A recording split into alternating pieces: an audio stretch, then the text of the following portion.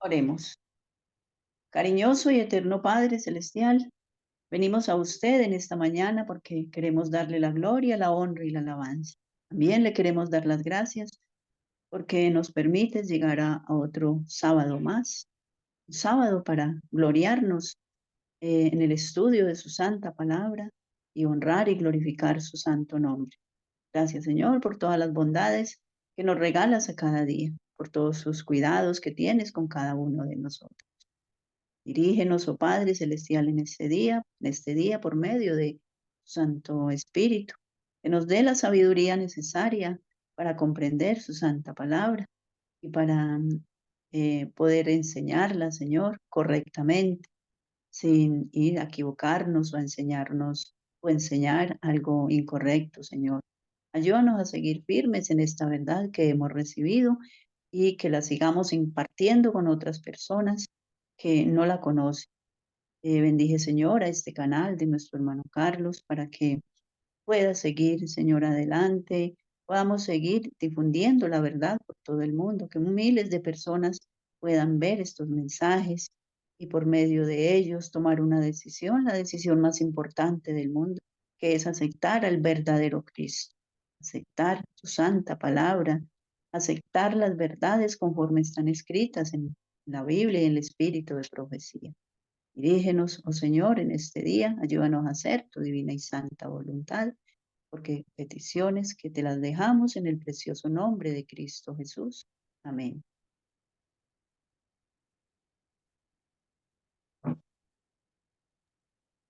Amén. Saludamos a todos nuestros hermanos que se encuentran acá en la sala de Zoom. Bienvenidos a los que acabaron de llegar. Y bueno, en este día vamos a seguir analizando el libro de Ralph Larson, La palabra se hizo carne. Recordándole a nuestros hermanos, estamos estamos analizando el capítulo 9, el periodo anterior a la carta Baker. Estamos en la página 23, ¿sí? Y estamos aquí, bueno, ya como todos han comprendido, la carta Baker es una carta que la profeta del Señor le envía a, a un pastor en Tasmania, de apellido Baker, ¿sí? Y este periodo que todas estas citas que estamos leyendo son anteriores a la carta Baker. Entonces, antes de continuar con las citas, pues me he tomado aquí como la libertad de hacer un pequeño repaso de lo que hemos visto hasta ahora, ¿sí? Como decir un recuento, porque como nos decía el hermano Jairo hace unos días, es importante repetir y repetir para que se nos quede grabadas lo que hemos estudiado. Y debemos de, y la palabra de Dios dice también que se las repetirás, ¿cierto? Entonces debemos de eh, poner en práctica esto, porque a veces, pues, no todo se nos queda grabado en las presentaciones, entonces debemos de tomar nota, dar repasos de vez en cuando, ¿sí? Vemos que en el capítulo 1, en la parte primera donde estuvimos, dice, ¿qué fue lo que fue hecho carne? El logos o Dabar. Entonces, aquí el apóstol Juan, nos escribió el Evangelio en griego. Y aquí hay una mala, digamos, muchos malinterpretan que como Juan escribió en griego, entonces venía contaminado con la filosofía griega, ¿sí? Y dice, por eso él dice, el apóstol Juan escribió el Evangelio en griego, por eso él utilizó el término griego logos. El verbo logos, cuando él utiliza la palabra verbos, que traducido es en griego logos, era Dios, primera de Juan, Juan 1:1, ¿sí? Y el verbo, en el verso 14, el verbo se hizo carne. Para la mente griega imbuida en el dualismo de los filósofos, esta transformación era impensable, ya que Logos era espiritual y por eso es bueno. y carne es físico, por ello era intrínsecamente vil, corrupto y malo. Pues para la filosofía griega, logos era espiritual, ¿sí? O sea, logos era espiritual y por eso era bueno. Pero para ellos, la carne física que Cristo tomó intrínsecamente tenía que ser mala. Entonces, ellos sacan la conclusión, ¿sí? Que Cristo vino de manera espiritual, ¿sí? Esto es el dualismo. Para la mente griega, la declaración, el verbo se hizo carne, equivaldría a decir, lo bueno se hizo malo. Entonces, eso es lo que equivaldría para la mente griega, que en su forma espiritual era buena y su cuerpo era malo, era vil, corrupto. Bueno, es parecido a lo que hoy en día los teólogos están enseñando. Cristo tomó una naturaleza espiritual no caída, pero solamente tomó la forma externa, las debilidades externas, ¿sí? Como el hambre, el sueño, el cansancio, todo esto ya lo hemos analizado. Entonces, tiene mucho que ver lo que están enseñando los teólogos de hoy en día con la filosofía griega. En hebreo, la palabra traducida davar en la King James, o sea, en hebreo ellos traducían la palabra davar, ¿cierto? Así se traducía. Pero la King James trató como de hacer traducir esto correctamente y la tradujo como el oráculo. La palabra oráculo en Primera de Reyes 8:6 y Salmos 28:2. O sea, en estos textos bíblicos se menciona que la palabra oráculos, sí, era la dabar que se encontraba en el lugar santísimo, sí, porque en hebreo se traduce la palabra dabar. Entonces, como haciendo pues un pequeño repaso de esto, para que todos nuestros hermanos comprendan, que podemos ver de que nosotros, por eso el pastor Rad Larson utilizó la palabra, no el verbo, para nosotros no ser mal interpretados que tenemos filosofía griega, ¿sí? Entonces, él la traduce como la palabra, ¿sí? Que en hebreo es dabar, ¿sí? Y en la King James, en inglés, es traducida como el oráculo, ¿sí? Porque se mencionan varios textos bíblicos, como Primera de Reyes 8:6, Salmos 28:2, Primera de Reyes 6:5, verso 16, 19, 20, 23 y Segunda de Crónicas 4:20. ¿Sí? Entonces, conclusión para esta primera parte, dice, debemos dejar de lado la filosofía griega en sus dos dimensiones, que es el dualismo, dos. Por eso habla de dos. El Señor Jesucristo no es logos, es dabar, ¿sí? Y la carne que él tomó no lleva la carga de la corrupción intrínseca y vileza que le atribuye la filosofía griega, y termina concluyendo aquí el pastor que así pensaban los helenistas. Nosotros no somos helenistas, nosotros somos cristianos, ¿sí?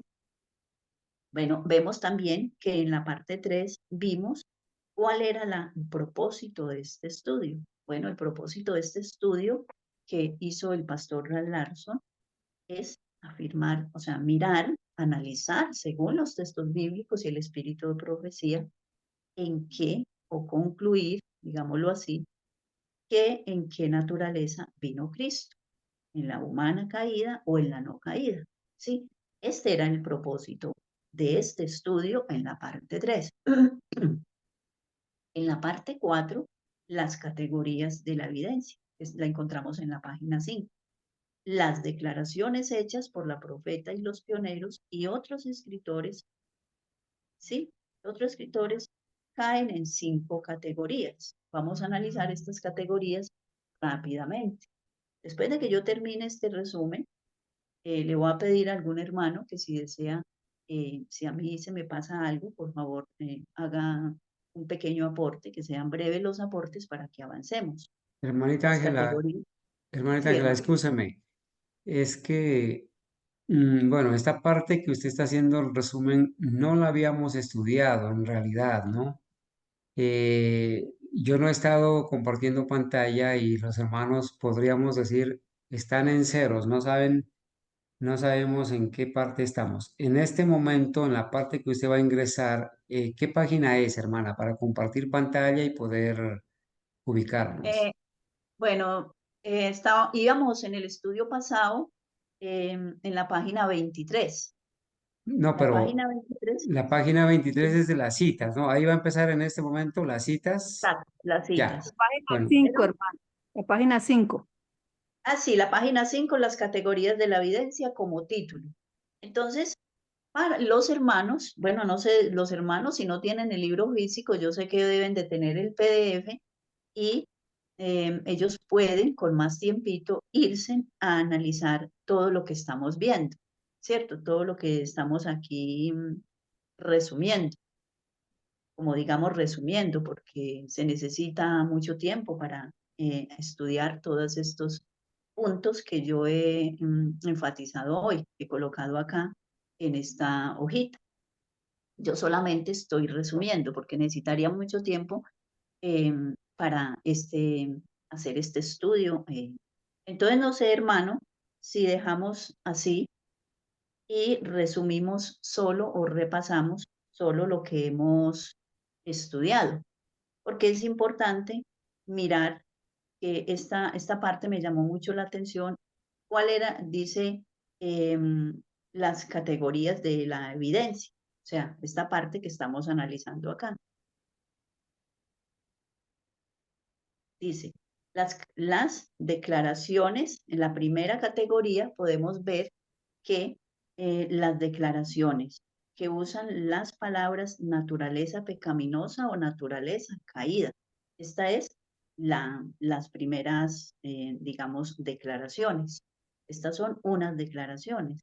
Las segundas declaraciones, la segunda categoría es las declaraciones que no usan la naturaleza pecaminosa o la naturaleza caída, pero usan términos equivalentes como las enfermedades de la humanidad degenerada, la naturaleza ofensiva del hombre, el bendito Hijo de Dios se hizo su morada en la carne con los mismos deseos que usted tiene en su carne. O sea, estas declaraciones se leen aquí resumidamente, se hicieron, los hicieron los pioneros o la profeta del Señor, afirmando que no utilizaron la palabra naturaleza pecaminosa o la naturaleza caída, sino que utilizaron estos otros términos que son equivalentes, ¿sí? En la tercera categoría es declaraciones difíciles de entender, ¿sí? Y bueno, aquí vamos a mirarlas. Cristo declaró, no violaré ningún principio de la naturaleza humana. O sea, él iba a venir eh, asumiendo todas las fragilidades, las debilidades, ¿sí? Iba a venir con las mismas tendencias que nosotros. Ya hemos hecho énfasis en que él nunca pecó. Jesús puede ser tocado con todas nuestras enfermedades, ¿sí? Él estaba sujeto a las debilidades de la humanidad. Como cada hijo de Adán, él aceptó los resultados del trabajo de la gran ley de la herencia, ¿sí? Declaraciones hechas aquí. Él se inclinó para casarse con la raza caída. Bueno, hace énfasis aquí, menciona a Boz. ¿Quién era Boz? Era un judío que se casó con una moabita. Entonces, aquí menciona este caso de voz para ilustrar el caso de Cristo. Dice, él se inclinó para casarse con la raza caída. ¿Sí? La cuarta categoría podemos mirar declaraciones que rechazan específicamente que Cristo tomó la naturaleza no caída de Adán. Entonces, el hermano Carlos nos estuvo haciendo énfasis en un examen que nos hizo y nos mencionó 200 citas que ella tiene donde especifica que no tomó Cristo tomó la naturaleza, que Cristo no tomó la naturaleza no caída de Adán. En ningún momento él tomó esa naturaleza no caída, sino la caída. En el quinto punto, aceptar el principio de la hermenéutica. ¿Qué es la hermenéutica? Son las reglas de la evidencia, ¿sí? Que las declaraciones de un escritor deben ser aclaradas con otras declaraciones del mismo escritor. Deberíamos preguntarnos cada vez que veamos esas palabras, ¿a qué clase estas palabras? Hermana Ángela, Sí, hermano. y hablando de la hermenéutica, pues yo estuve investigando y eso viene de Hermes, ¿cierto? Que era un tipo, era un pagano, ¿no? Entonces, sobre todo la iglesia adventista ha tomado eso de la hermenéutica. Yo no sé qué dirá el hermano Carlos, que habrá investigado sobre eso. Entonces, esa hermenéutica no es como muy, no, para mí no es muy buena, ¿no? Porque viene de un tipo llamado Hermes, que era pagano, ¿no? No sé qué dirá el hermano Carlos para comentar sobre eso. Bueno, aquí el pastor la comenta, quizás digamos que es necesaria utilizar estas reglas de la evidencia, entonces no le mencionaríamos hermenéutica, sino las reglas de la evidencia, ¿sí? Aquí el pastor Rand Larson, al hacer esta investigación, quizás no la vio, como decir, tan destructiva o tan mala para mencionarla, porque quiere decir, tenemos de ir a investigar qué significa hermenéutica. Pero aquí él le coloca entre paréntesis las reglas de la evidencia, que son las evidencias que tenemos de todas las citas de nuestra profeta. ¿Sí? Y entonces, como ella tiene tantas citas, 400 citas, 600 citas prácticamente, afirmando la naturaleza de Cristo, no debemos olvidar este principio, ¿sí? Porque son Sí, 600. perdón, hermana. Adventista, entonces ellos se agarran mucho de la hermenéutica y la homilética. Hay que hacer los sermones de acuerdo a todas esas reglas de la homilética y Homilía. la hermenéutica. Y entonces lo van encajando No se le escucha bien, como en, hermano Jairo. bueno, No tiene señal, como hermano en Jairo. algo que es de ellos ahí mucho y no pueden salirse de esa regla para hacer un sermón o algo, ¿no? Sí, la señal. Ya, la señal es mala, hermana. Bueno, Sí, sigue, sí, hermana. está un poquito mala la evidencia. Dice que las reglas de la evidencia, ella lo coloca aquí entre paréntesis, que las declaraciones de un escritor deben de ser aclaradas con otras declaraciones del mismo escritor. O sea, esto es lo que quiere decir la hermenéutica, o sea, las reglas de la evidencia. ¿Sí? Debemos acoplarnos a este reglamento de que ella tiene demasiadas citas. Deberíamos preguntarnos cada vez que veamos estas palabras, ¿a qué clase de humanidad está refiriendo ella? ¿Caído o no caído? Entonces dice acá, las reglas de la evidencia nos dicen que debemos responder caída, debido a la frecuencia con la cual ella clarifica su posición en relación a ese punto. O sea, vamos a mencionar las 600 citas que ella tiene. Por eso, debido a la frecuencia que ella clarifica esta posición, ¿sí? Cristo vino en la semejanza de carne pecaminosa, vistiendo su divinidad con humanidad. Y esto está en señales de los tiempos, ¿sí? Entonces, voy a seguir aquí con el resumen que yo hice. En la página 8 tenemos una cristología basada en la Biblia, ¿sí? Estuvimos viendo esta parte también que el hermano Carlos nos dio los textos bíblicos.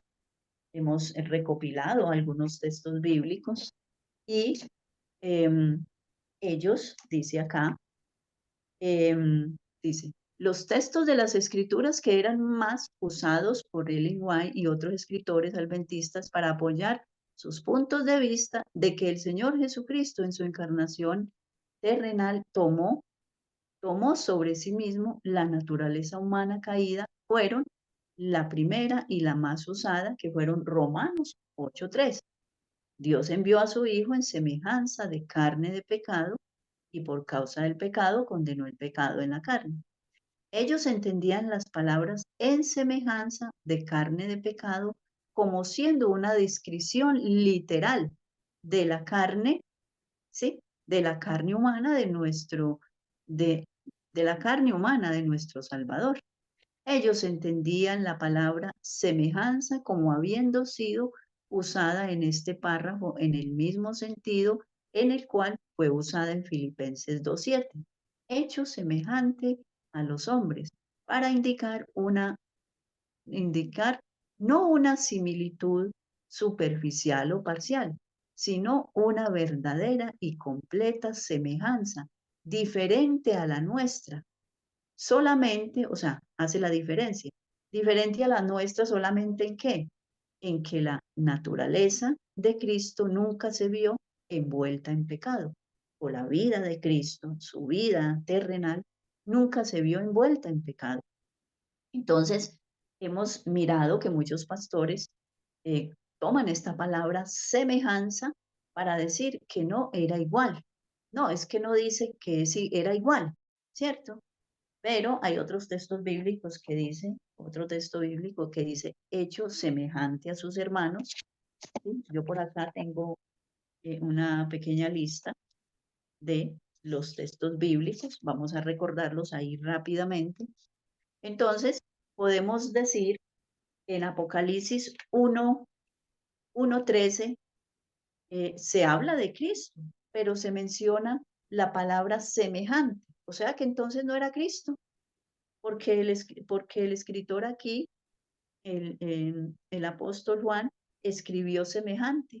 Podemos decirle a estas personas, entonces aquí no estaba hablando de Cristo, ¿de quién estaba hablando? Pero todas las características indicaban que era Cristo, nuestro sumo sacerdote, que estaba en el que Juan lo vio en Apocalipsis 1:13, que él lo vio en el lugar santo, porque menciona los candeleros. Entonces, podemos mirar que aquí también utiliza la palabra semejante. O sea que los pioneros compararon estos textos bíblicos con Romanos 8:3 y Filipenses 2:7 para indicar que no era algo superficial. Dice aquí como leemos, como usada en este párrafo en el mismo sentido en el cual usada en Filipenses 2:7, hecho semejante a los hombres, para indicar no una similitud superficial o parcial, sino una verdadera y completa semejanza. Entonces, que nos quede muy claro esta parte acá. Por eso tenemos aquí Hebreos 2:10. Fue perfeccionado por las aflicciones. ¿Sí? Ya estos textos los hemos analizado. Hebreos 2:14, los hijos participaron de carne y sangre y él también participó de lo mismo.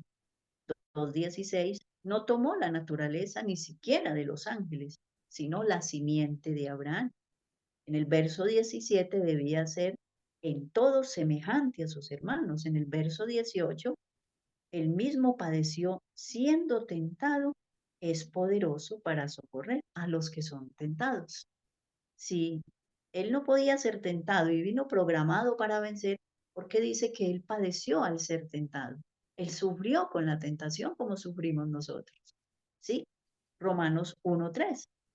Jesucristo del linaje de David según la carne. ¿Sí? Hebreos 4:15. Uno que fue tentado en todo según nuestra semejanza, pero sin pecado, así como nosotros somos tentados, él fue tentado también en todo.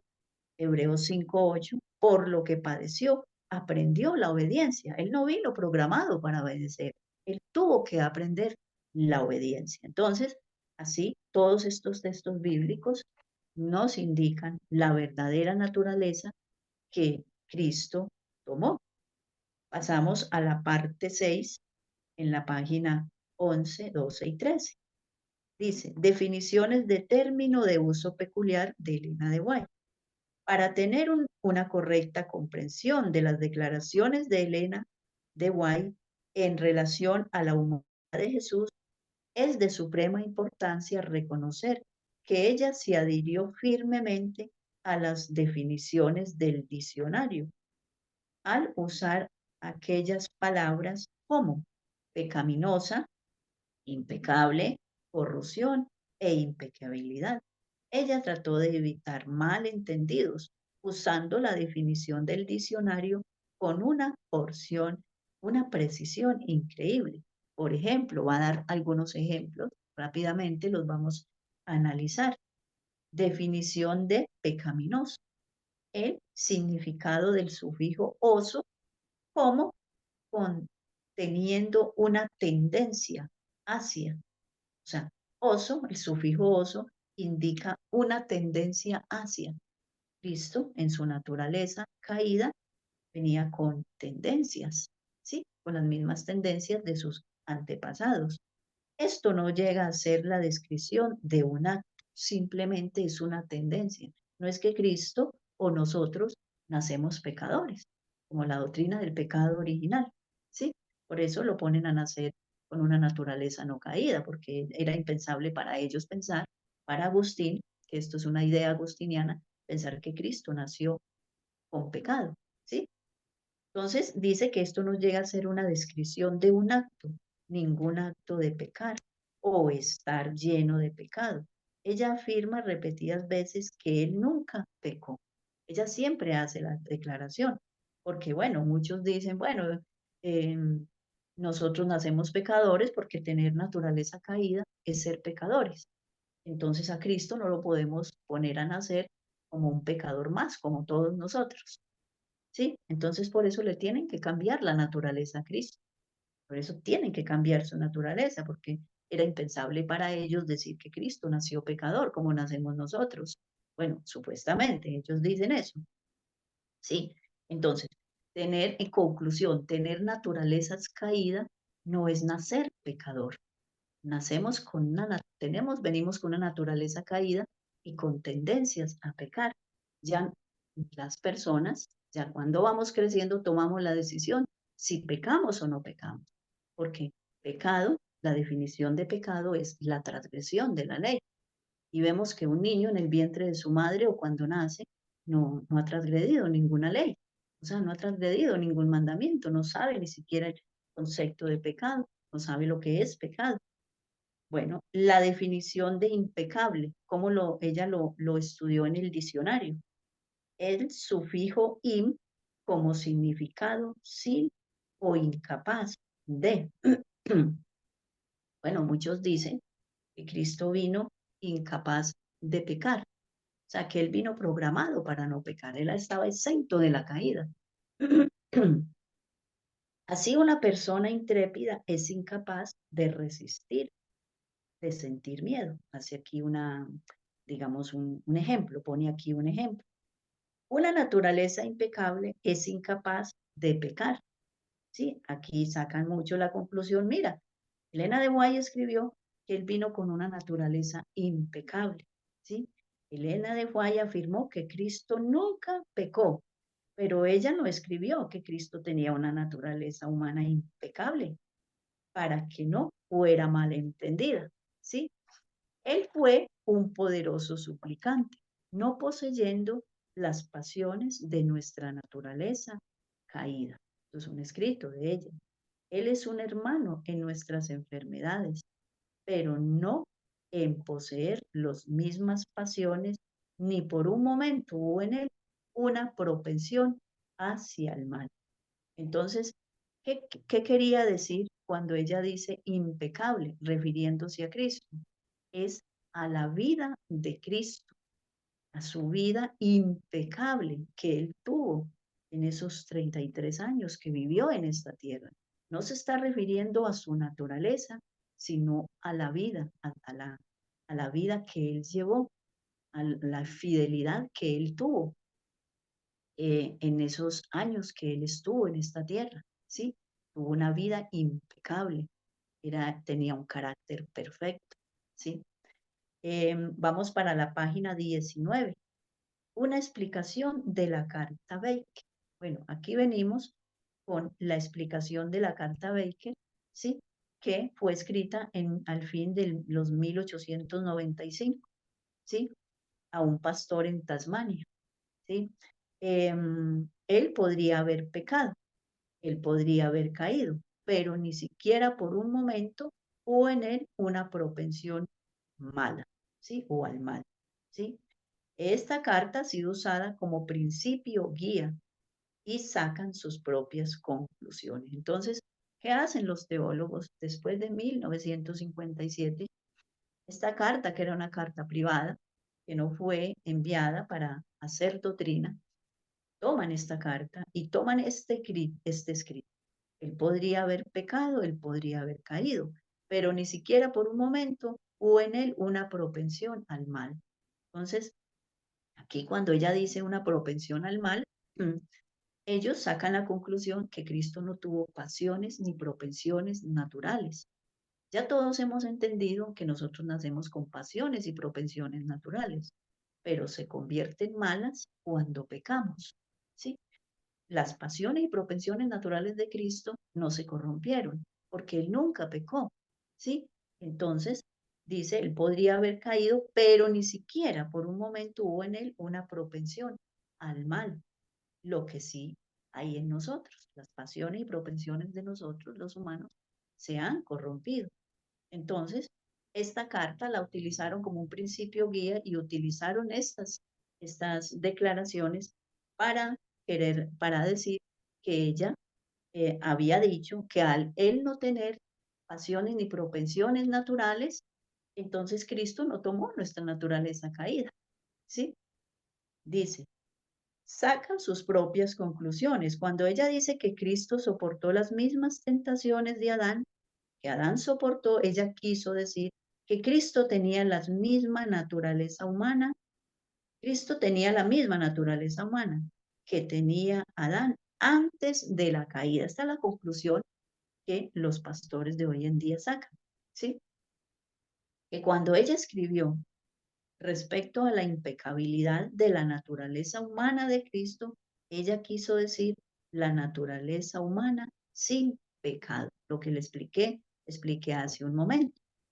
Y que cuando ella habla de la naturaleza caída de Cristo, ella quiso decir que solo era la naturaleza física, ¿sí? Un principio griego, ¿sí? ¿Encontramos alguna declaración? Aquí hace una pregunta que diga que Cristo vino a la tierra en una naturaleza humana no caída. Ninguna declaración. En vez de eso, encontramos 600 citas de ella que declaran que Él vino, bueno, 200, donde ella aclara que Cristo no tomó la naturaleza prelazariana antes de la caída, y 400 afirmando que Él tomó la naturaleza caída del hombre, ¿sí? Bueno, en el capítulo 9, en la página 20, también estuvimos viendo el periodo anterior a la carta Baker, ¿sí? Ese periodo anterior no lo voy a mencionar, bueno, no voy a mencionar los escritos porque son muchos. Ahí se mencionan todos los escritos que los hermanos pueden ir al libro y leer todo lo que la hermana Elena y los pioneros escribieron respecto a la naturaleza que Cristo tomó y afirmaron todos unánimemente que era la naturaleza caída, ¿sí? También analizamos en el apéndice B, un análisis de la carta Baker en la página 190. ¿Cuáles eran los problemas en la experiencia del pastor Baker que hizo necesaria la carta? ¿Sí? ¿Cuáles eran esos problemas, las dificultades que estaba teniendo Baker? ¿Qué era lo que Baker estaba enseñando que hizo la necesaria esta carta urgente que ella le mandó al pastor Baker? Los intérpretes de la carta le hacen creer al mundo que ella le escribió a Baker que él había estado errando creyendo que Cristo vino a la tierra en la naturaleza humana caída. O sea, para ellos, supuestamente, esta carta fue para amonestar a Baker porque él estaba enseñando que Cristo vino a este mundo en una naturaleza caída, ¿sí? Entonces, ellos le hacen creer a la gente que esto era el propósito de esa carta, amonestarlo que él vino, que él estaba predicando esto, que Cristo tomó la naturaleza caída, que cada ser humano, entonces citan este escrito de la profeta del Señor, que cada ser humano esté alertado a hacer a Cristo totalmente humano, tal como uno de nosotros, ¿sí? Ella se estaba refiriendo al Cristo humano, divino y al Cristo completo. O sea, esta cita, ¿por qué ella se la envió a él? Porque como él estaba leyendo estos libros de filosofías paganas, estos libros de los padres de la iglesia de los primeros siglos, ella le dice, él estaba creyendo que Cristo era totalmente humano. Entonces, ¿dónde estaba la naturaleza divina? Entonces, él estaba ignorando las declaraciones donde ella dice Cristo veló su divinidad con la humanidad. Él no era totalmente humano, ¿sí? ¿Por qué? Porque a donde dejamos la naturaleza divina, ¿sí? Él veló su divinidad con la humanidad. Entonces él no era totalmente humano. Por eso ella le, le dice eso, que cada ser humano esté alertado de hacer a Cristo totalmente humano como uno de nosotros. Porque el nacimiento de Cristo fue un milagro de Dios. Entonces, ¿en qué diferimos nosotros de Cristo? ¿Cuál es la diferencia entre Cristo y nosotros? Su nacimiento milagroso y y en su humanidad no cometió pecado. No existe espacio para una naturaleza divina en un Cristo que es totalmente humano. Entonces, como estaba yo pues aquí analizando, ¿a dónde dejamos la divinidad de Cristo? En un Cristo totalmente humano, ¿sí? ¿Qué creía el modernismo? Negaba el milagroso nacimiento de Cristo, porque bueno, es que los científicos son los que tienen la razón. Si el científico dice esto, él tiene más sabiduría que Dios, pero sabemos que esto es un misterio, ¿sí? La encarnación de Cristo, ¿sí? Su concesión, ¿sí? Entonces dice, y que era insostenible. Ellos dicen que este milagro, este milagroso nacimiento de Cristo era insostenible. Eso es lo que creían los modernistas, que hoy en día les llaman los liberales. Ya esa palabra cayó y siguió el término liberal. Eso es lo que creen los liberales de hoy en día. Y que en algún momento Cristo había pecado. O sea, por eso ella hace énfasis que Cristo no pecó, no tuvo una propensión al mal, porque los modernistas, Baker estaba aceptando estas ideas modernistas que en algún momento Cristo había pecado, ¿sí? Entonces, el adopcionismo enseñaba que Cristo no había nacido como el Hijo de Dios. Por eso la profeta del Señor le envía a Baker los textos donde dice, el santo ser que nacerá será llamado el Hijo de Dios, ¿sí? Porque él, según los adopcionistas, dicen que Cristo fue adoptado, ¿sí? Cuando eh, comenzó a prepararse, a dejar de pecar, porque él pecó, según ellos, él pecó, entonces el Padre lo adoptó, ¿sí? Y que esto fue un proceso gradual y que lo pudo haber adoptado en el bautismo o en su resurrección, ¿sí? Entonces vemos aquí que dicen los adopcionistas que había nacido como el Hijo, que no había nacido como el Hijo de Dios y que en su primera fase de la vida él pudo haber pecado. Entonces, esto era lo que estaba enseñando Baker, ¿sí? Entonces, por eso ella se hizo necesario la amonestación, porque pues ella estaba horrorizada con todo lo que estaba enseñando Baker. Este fue el propósito de la carta, mis hermanos. No, no se estaba, ella nunca le dijo, ni nunca le escribió a Baker que Cristo no tomó la naturaleza caída, no, o sea, no hay ninguna declaración que ella haya dicho que Cristo tomó la naturaleza impecable de Adán antes de la caída.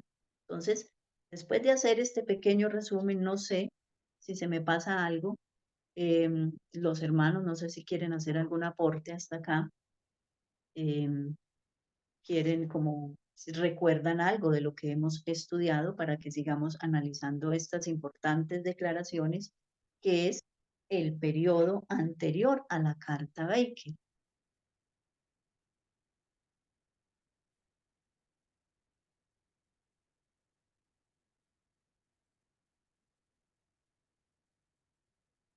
Entonces podemos ver, mis hermanos, que el periodo anterior a la Carta Baker ya hemos leído muchas declaraciones, ¿sí? Que fue desde el año 1852 a 1894, ¿sí? Ese periodo anterior a la Carta Baker. Entonces, no puede ser posible, mis hermanos, que con todas estas evidencias, con todas estas declaraciones de la profeta del Señor y los pioneros, ella le haya escrito a la Carta Baker que Cristo vino en la naturaleza no caída del hombre. O sea, no puede ser posible. Vamos a estar analizando más tarde escritos al periodo inmediato de la Carta Baker. Ese mismo año se hacen varias declaraciones de los pioneros y de la profeta. Entonces no puede ser, como decía nuestro hermano Carlos, que Dios mienta, que en el Nuevo Testamento diga blanco y ahora en el Antiguo Testamento, en el Antiguo Testamento sea negro y acá en el Nuevo Testamento sea blanco. O sea, Dios es Dios, su palabra es inmutable, su palabra no cambia. Entonces, miremos, sigamos analizando en el día de hoy. Le quiero pedir a nuestro hermano Jairo, si tiene audio, que comience leyendo estas declaraciones y luego le daremos el turno a nuestra hermanita Argenis, si se encuentra con nosotros. Bueno, solamente hay 10 participantes con nosotros. Los demás hermanos no han llegado.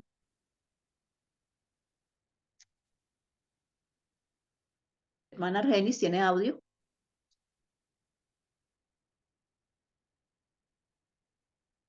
Aló, hermana. Sí, ¿Me escucha? hermano. Sí, claro, ¿Cuál es la perfecto. parte, cuál es la parte que hay que leer? Hermano Carlos nos ¿Sí? puede, gracias, hermano Carlos. Ahí, hermanito. Hermana, me cambio de gafas, con esta no veo bien.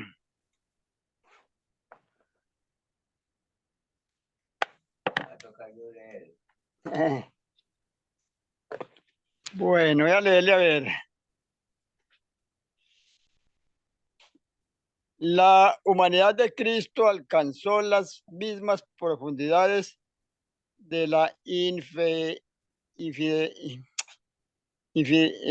no entiendo bien, infelicidad,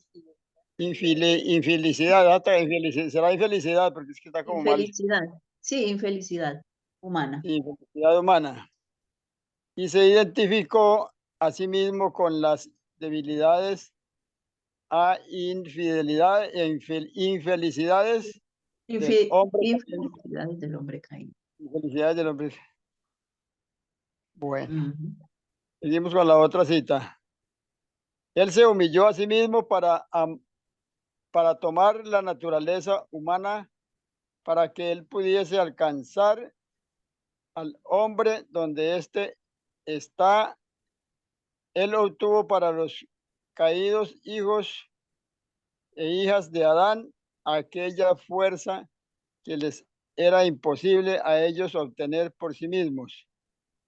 En la humillación de Cristo, Él descendió a las mismas profundidades del dolor en simpatía y en piedad por el hombre caído, el cual le fue representado a Jacob por uno de los extremos de la escala, o yo creo que la escalera, ¿no? Sí, sí, la Que- escalera. La última que escala. descansa, sí, hacia escala que Ajá, descansó en descansaba en la tierra, sí, esa es la de abajo. ajá, Los ángeles pueden pasar desde el cielo a la tierra con mensajes de amor hacia el hombre caído. así es, hermano. ¿Qué nos puede aportar ahí, hermano Jairo? Sí, pues que el Señor Jesucristo, estando en el cielo, bajó hasta la última escala, ¿no? Ajá, O sea, ya a poner el pie en la tierra, ¿no? Que es ajá, donde está el hombre caído. O sea, es que es la dualidad que hacen ahí, o el ejemplo es de que el Señor Jesucristo, siendo el celestial, se bajó al mismo nivel de nosotros, al último escalón, y quedó al mismo nivel del hombre caído. Lo que entiendo yo. así sí es, hermano. Sí, hermano Jairo, aquí también en la primer punto, en la primera parte dice, él se humilló a sí mismo para tomar la naturaleza humana. O sea, Ujú. él, aquí ella afirma, con esta afirmación, habla de que él tomó la naturaleza humana, o sea, se humilló al tomar esa misma naturaleza humana de nosotros. Y así hay muchos escritos de ella afirmando esto, la naturaleza humana, para que él pudiese alcanzar al hombre donde éste está. O sea, de esa manera, él nos podía alcanzar, nos podía comprender, ver realmente lo que siente una persona en carne caída, en naturaleza caída, ¿sí? Entonces, muchos textos bíblicos afirman esto, lo que yo estaba leyendo hace un rato, ¿sí? Él no se entiende porque él estuvo en esa misma condición, con esas mismas susceptibilidades. Adelante, hermano. La tercera Él cita. tomó sobre sí la naturaleza de la simiente de Abraham. Él tomó sobre sí la naturaleza de la simiente de Abraham para la redención de nuestra raza caída. O sea que él, al tomar la naturaleza de Abraham, pues viene de la naturaleza de un hombre, ¿no? Claro. Ujú. Él era de O, la simiente de Abraham. sí, entonces, Mil eh, ochocientos eh, setenta y cinco. sí, sí. ¿Qué acto de condescendencia de parte del Señor de la vida y de la gloria para que él pudiera levantar al hombre caído? ¿Qué acto de condescendencia, no? Que es un acto que él tomó. Fue un acto De la vida, maravilloso, sí, de la sí, vida de la que gloria para alcanzar al hombre caído. sí. Gracias, hermano Jairo. Le voy a pedir a nuestra hermanita Gabriela que por favor nos continúe leyendo, o uno de la familia López, que se encuentre acá con nosotros, y nos lea el siguiente escrito.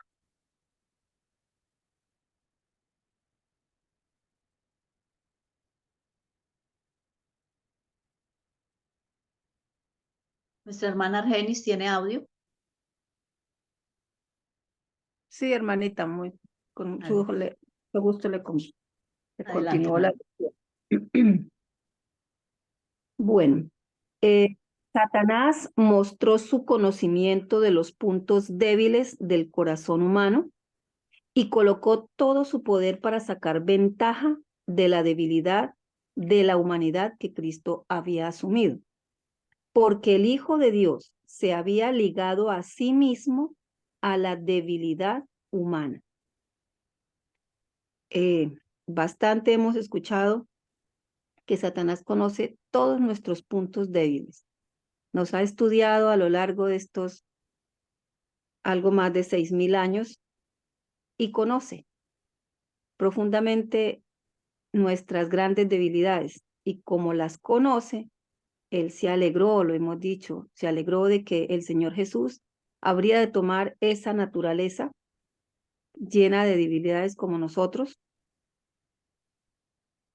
Y luego finalmente el texto dice, porque el Hijo de Dios se había ligado, se había unido a sí mismo, porque Él lo decidió, a nuestra debilidad humana. Entonces son textos que siguen dando evidencia de cuál era el pensamiento de el espíritu de profecía y de los pioneros con respecto a la naturaleza de nuestro Señor Jesús.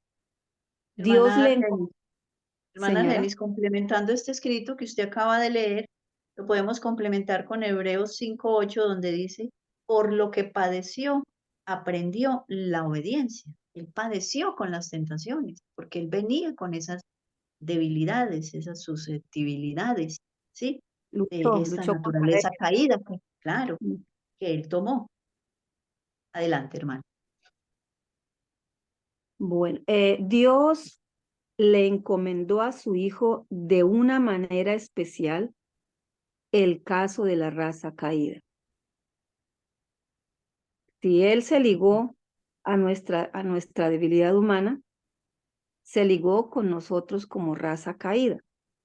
Y ese fue el trabajo, la labor que el padre le encomienda a su hijo, ¿no?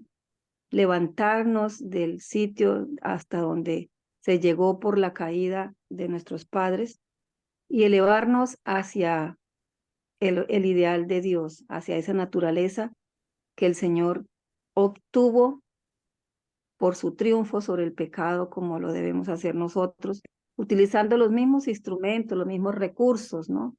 La fe, la dependencia, el, el tomar la decisión de, como digamos, no humillarnos, sino en otra palabra, de someternos al Padre, a su palabra. Cristo se hizo pecado por la raza caída. Cristo permaneció a la cabeza de la familia humana como su representante. En la semejanza de carne pecaminosa, Él condenó el pecado en la carne. Cristo se hizo pecado por la raza humana. ¿Qué quiere decir que Cristo se hizo pecado? Es que él fue cargado realmente, fue cargado. En esos últimos momentos esa carga de pecado fue tan grande que el Señor Jesús padeció, por eso fue a orar también al Getsemaní y sudó lágrimas, sudó, no sudor como lo hacemos nosotros, sino sudó gotas de sangre y lágrimas que derramó no solamente por lo que él iba a padecer, sino la carga tan grande y soportándola solo en el sentido de que no estaba rodeado de quienes lo habían acompañado por esos años de ministerio, y por lo que también veía que iba a ser el futuro de esta raza humana caída. Dice, Cristo permaneció a la cabeza de la familia humana como su representante.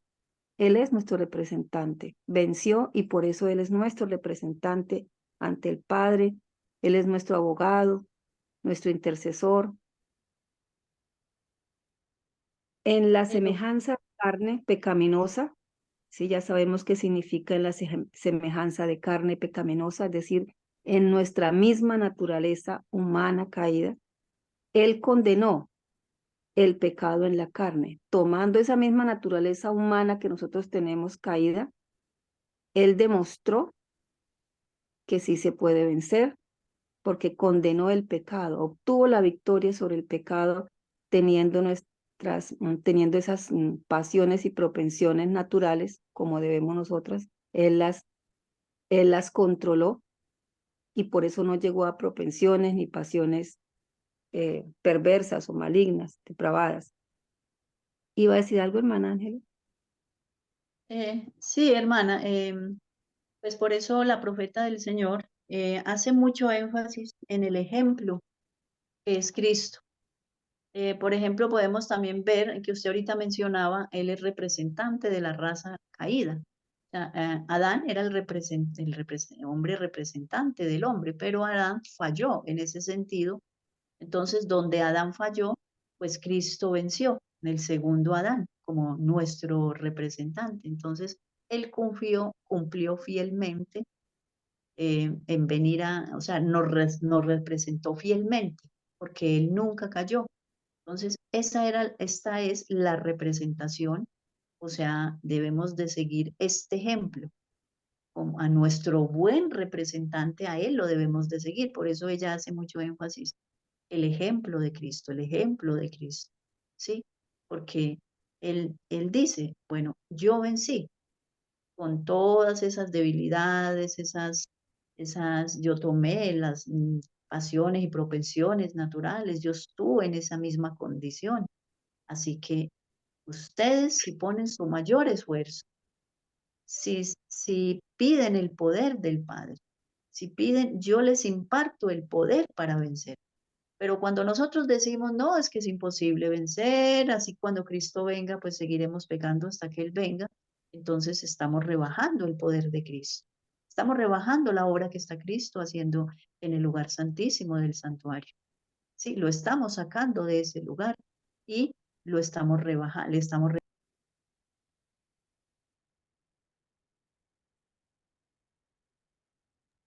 que Eh, implican muchas doctrinas y muchas cosas que implican negar la verdadera naturaleza de Cristo. Adelante, hermana Argenis. Bueno, ya pasa el año 1877. Dice, él había tomado sobre sí mismo la forma de la humanidad con toda, debe ser, porque aquí dice con todos, su concomitancia. Y hay una explicación entre paréntesis, acompañamiento pasivo. Si uno busca la palabra, el significado de la palabra.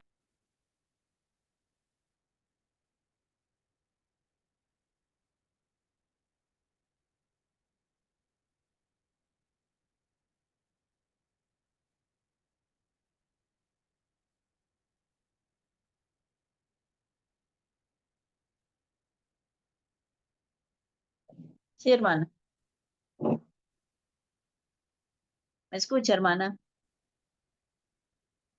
Se le fue el audio. Sí, se le fue el audio a la hermana. Muy bien. No sé si se encuentre el hermano Sebastián, que nos ayude aquí a leer, ya que a nuestra hermana Argenis se les fue el audio, y haga su apreciación de los textos.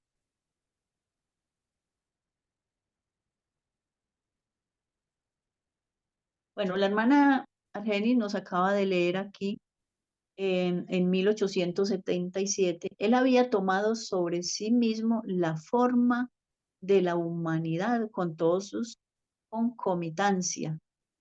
O sea, ¿qué quiere decir acompañamiento pasivo?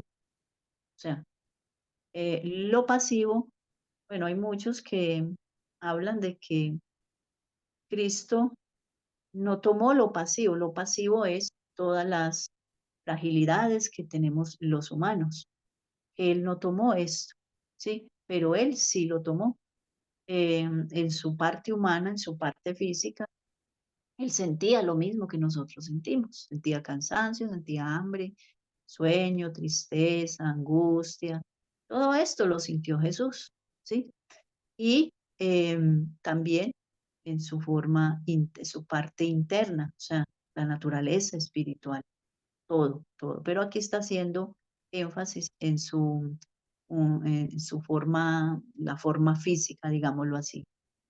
Cristo, debilitado con nuestra naturaleza, o sea, aquí vuelve a hacer énfasis en la naturaleza que él tomó.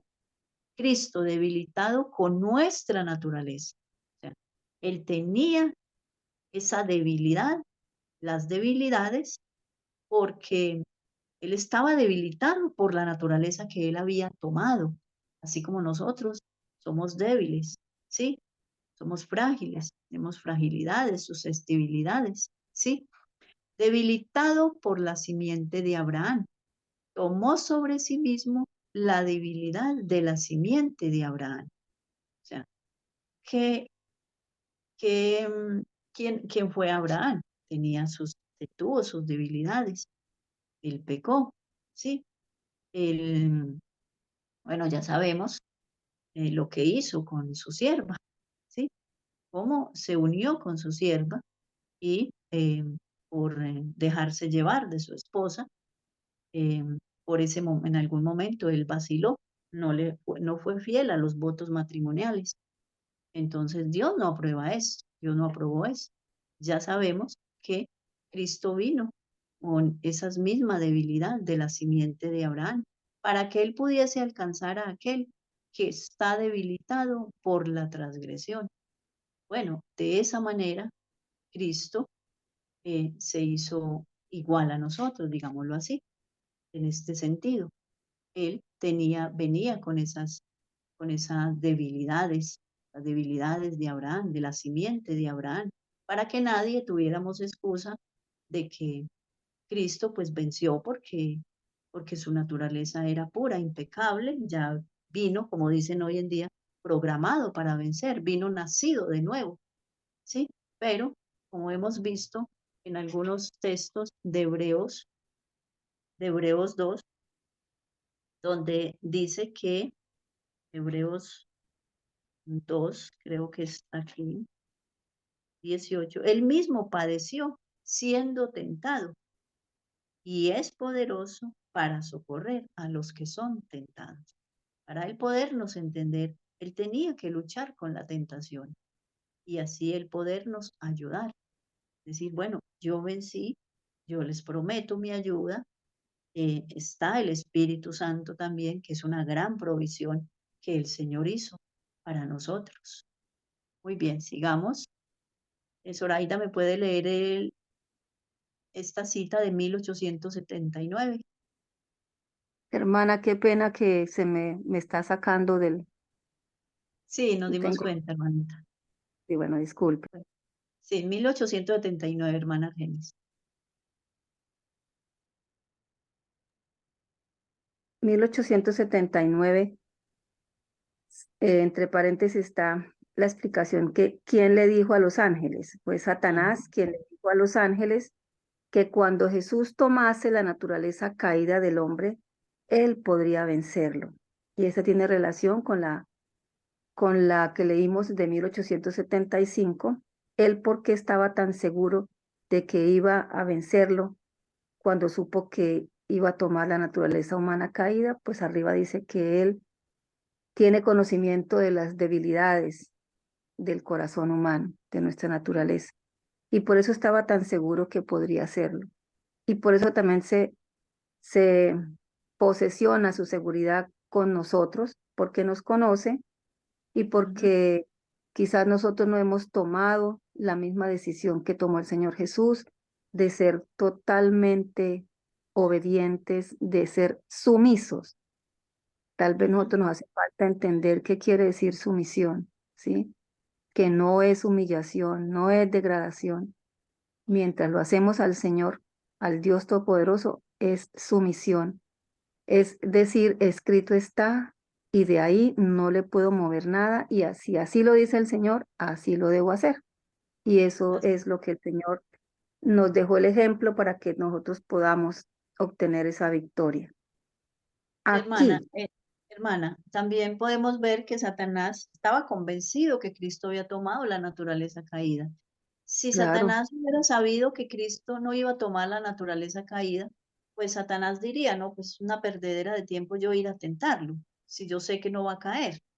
Pero hoy en día, pues muchos dicen eso, que él vino exento de, de, de la caída o que vino programado, nacido de nuevo. Entonces, pero Satanás sabía que no era así. Y por eso Satanás estuvo ahí todo el tiempo acosándolo con la tentación. Por eso él ofreció ruegos y súplicas al que lo podía librar de la caída. Sí, él ofreció esas súplicas y luchó con la tentación. Sí, adelante, hermano. y ahí también es importante resaltar que si nosotros, si el mundo cristiano adventista dejó a un lado los testimonios, el espíritu de profecía, por eso tampoco puede entender ni aceptar la naturaleza caída del hombre, porque acá estos son testimonios escritos de Elena de White, donde el Señor le mostró. Y si el mundo adventista dejó a un lado los testimonios, pues por eso está vagando por esos caminos Sí. de error. Bueno, Sí, sí, Aquí, hermana Argenis. Ese es el gran problema que yo siempre he hecho énfasis en estos días. Yo le decía a una persona que es antitrinitaria, bueno, que está negando la personalidad del Espíritu Santo, la tercera persona de la divinidad. Yo le dije, no quiero creer que usted también abandonó el espíritu de profecía, porque un pueblo sin profecía se desenfrena. Y podemos hacer énfasis en muchas cosas. Cuando abandonamos el espíritu de profecía, estamos en un camino descendente hacia la apostasía. Vamos, es un escalón tras escalón, descendiendo descendiendo cada vez más, y terminamos por negar la palabra de Dios. Ella tiene un escrito que habla de eso. Hermana Ángela, Sí, hermano. hermanita Ángela, quiero aprovechar, bueno, un feliz sábado para todos los hermanos. Quiero aprovechar este momento de esta cita de 1879 de Señales de los Tiempos, del 30 de enero de 1879, página 85. Cuando dice la hermana White, es una cita que también está en El Deseo de todas las gentes y en otras publicaciones. Dice, Satanás le dijo a sus ángeles, mire que la hermana White hace énfasis que cuando Satanás se enteró, él se dirigió a sus ángeles caídos y les dijo que cuando Jesús tomase la naturaleza caída del hombre, él podría vencerlo. Entonces yo quiero hacer aquí una afirmación mm, bien clara, hermanos, y es que Satanás aceptó, creyó y predicó a sus ángeles que Cristo iba a tomar o tomó la naturaleza caída del hombre. Satanás está en mejores condiciones que los adventistas del séptimo día, que los católicos y los evangélicos, que no creen, no aceptan y no predican que Cristo tomó la naturaleza caída del hombre. Entonces la degradación que ha tenido la iglesia adventista como denominación es muy grande. Ha caído más bajo que Satanás y sus ángeles, porque Satanás cree que Cristo tomó la naturaleza caída del hombre. Satanás lo acepta y Satanás lo predicó. Satanás les predicó a sus ángeles cuando dice la cita que Satanás le dijo a sus ángeles que cuando Jesús tomase la naturaleza caída del hombre, él podría vencerlo. Entonces los corporativos, los adventistas corporativos, están en peor condición que Satanás y sus ángeles. Esa es una situación muy triste, porque ellos ni creen, ni aceptan, ni predican que Cristo tomó la naturaleza caída. Triste condición de estos adventistas de la denominación con sus dirigentes. Hermano, y bueno, aquí están contradiciendo no solo el espíritu de profecía, sino la Biblia. Bueno, ya hemos nombrado muchos escritos y quiero como hacer énfasis también en Primera de Pedro 4:1 que dice, puesto que Cristo ha padecido por nosotros en la carne. O sea, en esa carne humana, Él tuvo que luchar, Él tuvo una lucha muy grande, Él padeció. Sí, porque Satanás estaba seguro que Él había tomado la naturaleza humana y por eso vino y se ensañó con Él a tratar de hacerlo caer. Y Él padeció con la tentación. ¿Sí? Él sufrió con la tentación como nosotros sufrimos. Si Él vino programado para no vencer, porque entonces la palabra de Dios me dice que Él padeció por nosotros en la carne? ¿Sí? Bien. Precisamente, hermana Ángela, eh, hace como un mes, este servidor tuvo la clase y estudiamos el punto donde la doctrina de la naturaleza caída de Cristo es una doctrina sustentada por las Sagradas Escrituras. Amén. Es una doctrina sustentada y apoyada por la Biblia y obviamente por el espíritu de profecía en más de 400 citas que hablan de la naturaleza caída. en casi 200 citas que hablan de la naturaleza, eh, más de 200 citas que la hermana White asegura enfáticamente que Cristo no tomó la naturaleza inmaculada. Y con 800 citas de los pioneros, que aseguran lo mismo que la hermana White aseguró, dirigida por el Espíritu Santo. Entonces, esa doctrina que estamos estudiando en la escuela sabática, pues tiene un fundamento bíblico muy profundo y tiene un Amén. fundamento, inspirado en el espíritu de profecía y en los escritos de nuestros pioneros fieles, o hasta cuando fueron fieles.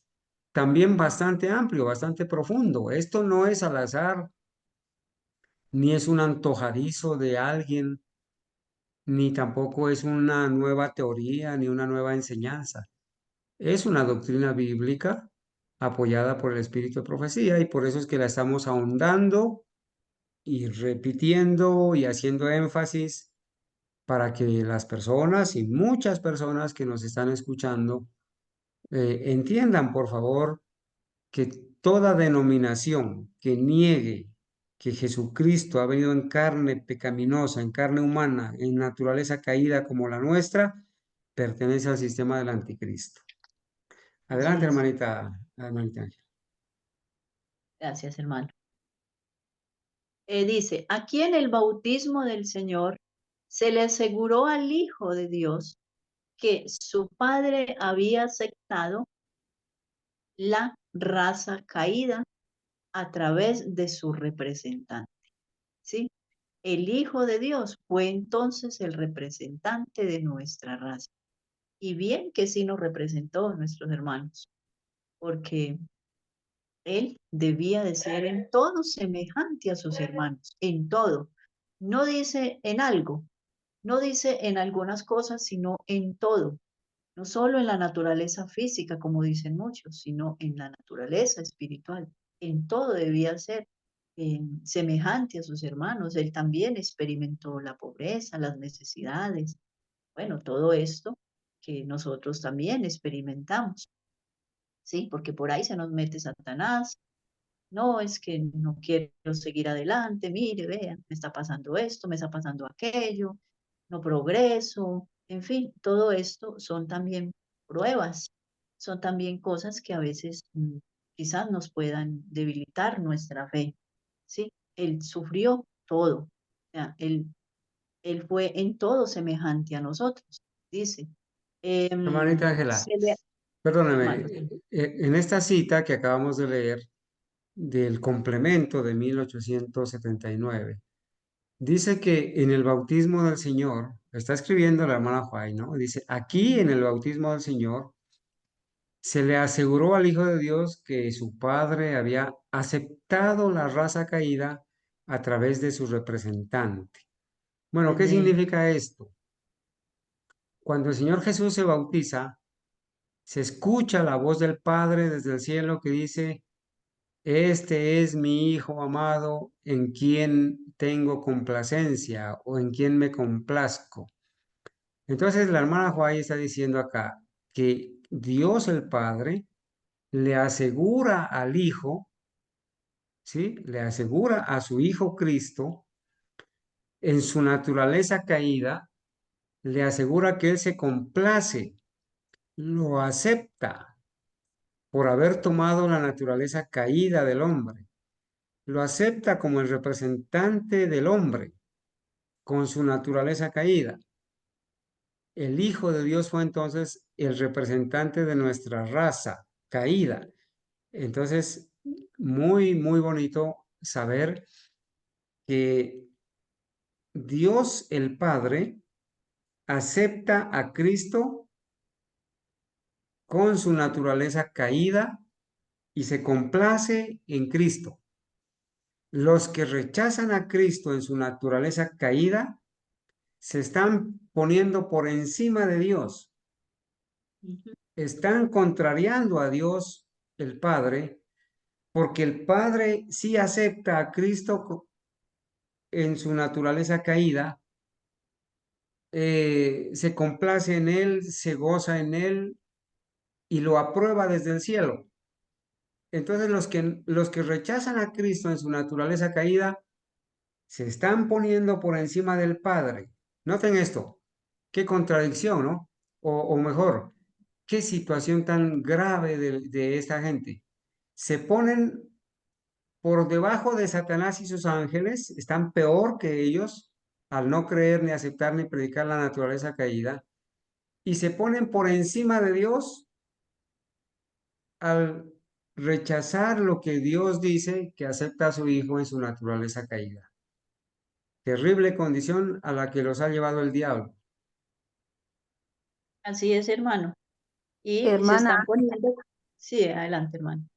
hermana Ángela y hermano Carlos, si ellos no aceptan, como usted no lo ha venido recalcando hace mucho tiempo, si ellos no aceptan a Jesús con esa naturaleza, pues están creyendo y están esperando que otro Cristo diferente al que nosotros hemos estudiado y aceptado como que estuvo en nuestra naturaleza aquí en la tierra, o sea que ellos, si el Señor Jesús es nuestro representante a través de esa naturaleza caída que tuvo acá en la tierra, pues no puede ser el representante de ellos, porque no están aceptando a Jesús en la misma naturaleza que nosotros lo estamos estudiando y aceptando.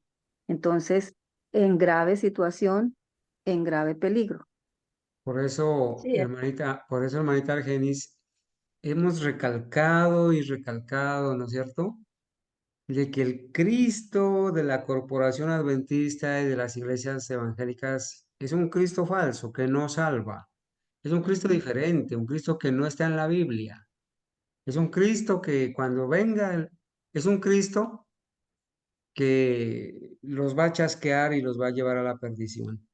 Y cuando venga el verdadero Cristo les va a decir, nunca los conocí. Ustedes estaban siguiendo a otro Cristo diferente a mí, a un Cristo que vino con naturaleza no caída, con naturaleza inmaculada como la de Adán antes de que pecara.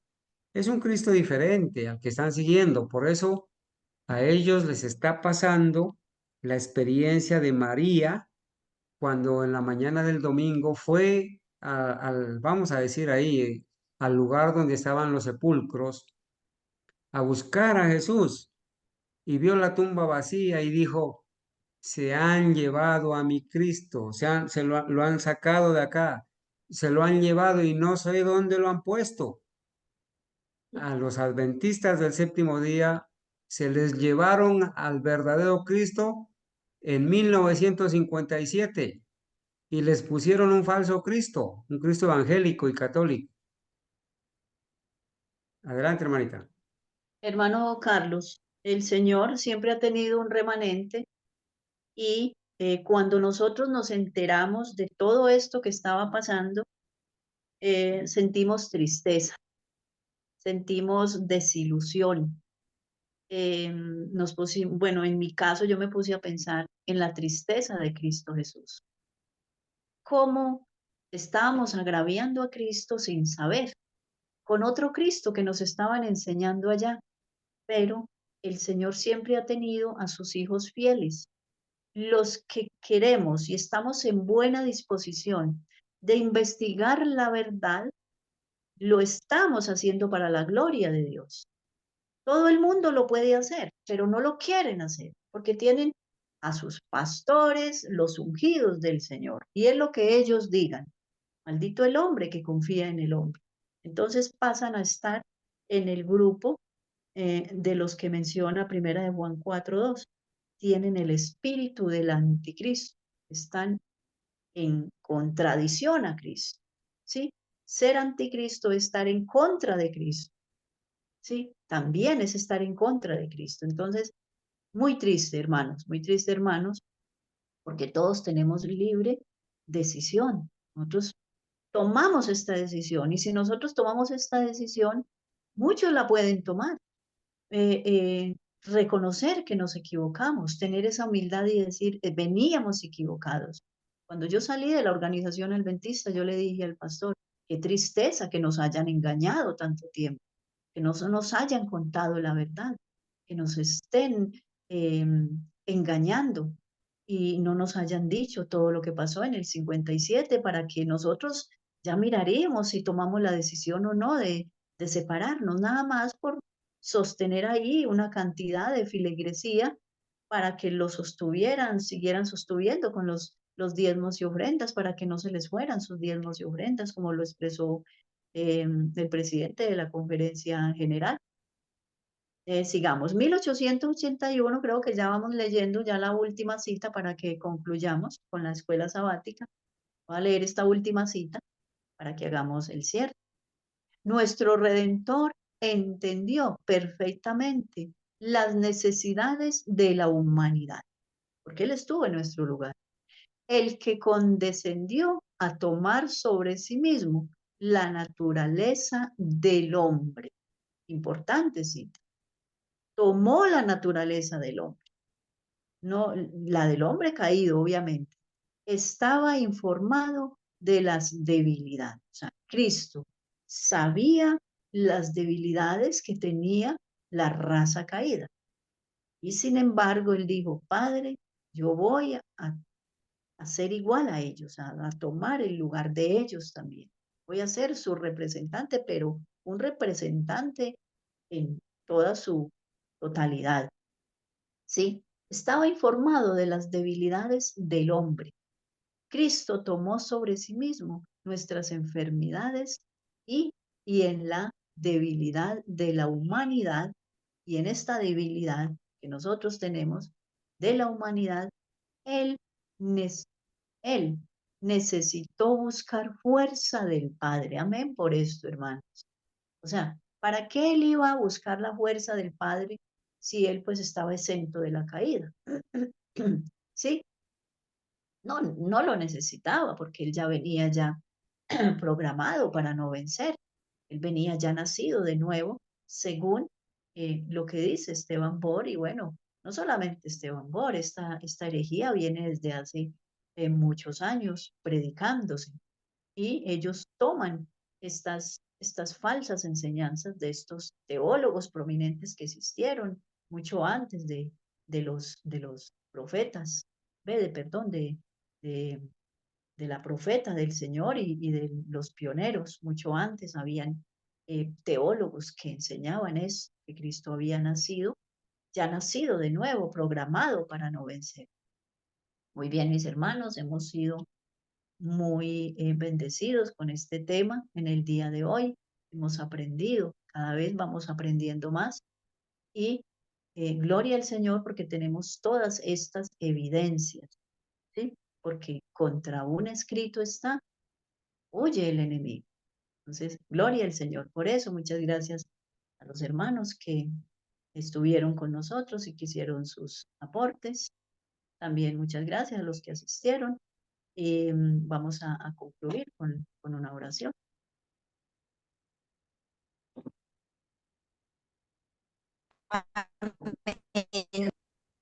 Oremos. Amantísimo Padre Celestial, alabado y sea glorificado su santo nombre en esta mañana. Que queremos dar la alabanza y dar las gracias porque cada día nos vas instruyendo más, porque usted prometió darnos la sabiduría necesaria para comprender. Gracias porque nos has sacado de esta Babilonia en la que pertenecíamos, en la cual no sabíamos que habían cambiado la naturaleza de Cristo, lo que estamos estudiando en esta escuela sabática. Gracias, Señor, porque nos has sacado de las tinieblas a esta luz admirable, porque hay hay muchas evidencias de esta naturaleza humana caída que Cristo tomó, porque Él debía venir a ser semejante a sus hermanos para poder entendernos, para poder compadecerse de nosotros como nuestro gran sumo sacerdote. Allá delante de usted, oh Padre Celestial, está intercediendo por sus hijos. Se está compadeciendo de nuestras flaquezas, de nuestras debilidades, de nuestros malos rasgos de carácter.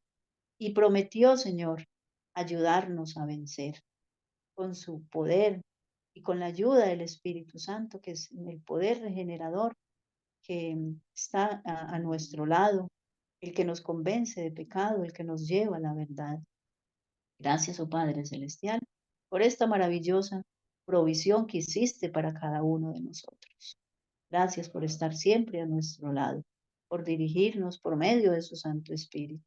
Gracias porque iluminaste a estos hombres como Ralph Larson y otros, Señor, que han sido fieles a la doctrina, que no han cambiado la verdad por un plato de lentejas, que se han mantenido firmes, sea cual sea la dificultad que estén pasando o la oposición que se les haya hecho, se mantuvieron firmes. Ayúdanos, Señor, a nosotros también a mantenernos firmes en estas grandes verdades. Quédate con nosotros en este resto de mañana. Bendice a nuestro hermano Carlos, que es el que va a exponer su santa palabra. Que no sean las palabras de él, sino las suyas, su Padre eterno. Que le dé la sabiduría necesaria y el discernimiento espiritual para exponer su santa palabra. Peticiones que le dejamos en el precioso nombre de Cristo Jesús. Amén.